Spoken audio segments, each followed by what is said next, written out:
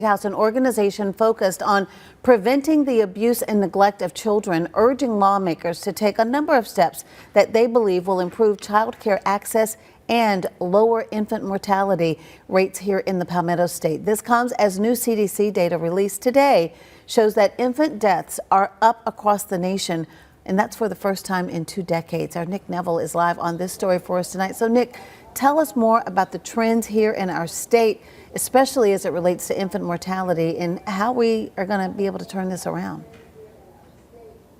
Yes, Judy. So the new data shows a slight decrease in the infant mortality rate, but those trends over the last several years are more troubling, which is why the Children's Trust of South Carolina says it's going to take a concerted effort by the state legislature to reverse this. While we've made good progress over the last few years, there is still much work to be done to improve the lives of children and families in our state. The Children's Trust of South Carolina outlining its legislative priorities for when session begins in January. Among them, finding ways to lower the infant mortality rate. CDC and DHEC data shows that there were 6.5 infant deaths per 1,000 births in 2020. That number jumped 12% in 2021 to 7.3. But in new data from last year, that number dipped to 6.8 deaths. Which is a blip, but hopefully the trend will continue. I think we should do everything possible to continue that downward trend. The organization says increasing access to home visiting programs is key to doing just that. This is where trained professionals are paired with at-risk families, helping them give their babies a strong start in life.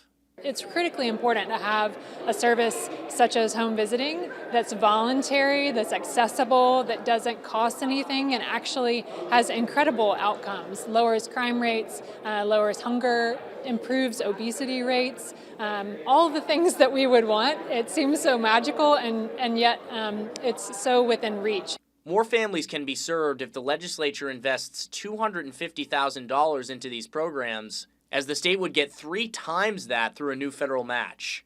But Senator Katrina Shealy says it's important not to forget about the children once they're school-aged, and is advocating for expanding free breakfast and lunch programs in public schools.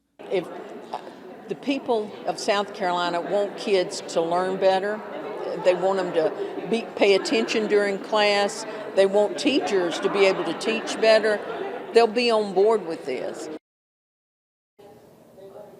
And Shealy has filed legislation on the meal program, but it stalled in both chambers last session. Live in the studio, Nick Neville, WIS News 10. Such an important subject, Nick. Thank you so much for focusing on that today. Data from the Children's Trust study shows that currently less than 10% of eligible families receive voluntary home visiting services, and more funding could help improve that number.